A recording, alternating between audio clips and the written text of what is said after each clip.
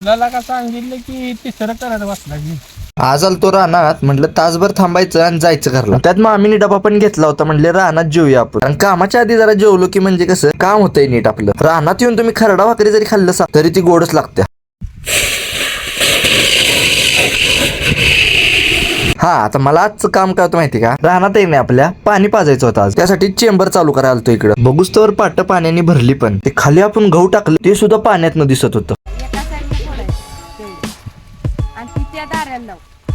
आधी मध्ये सांगायला मामी होत्याच सोबत म्हणा. आता रानात अजून एक काम होतं, हे कांदा लावायचं. हा, हे आणि मी कुठलं काम करतोय त्यासाठी मामा आलतेच की रानात.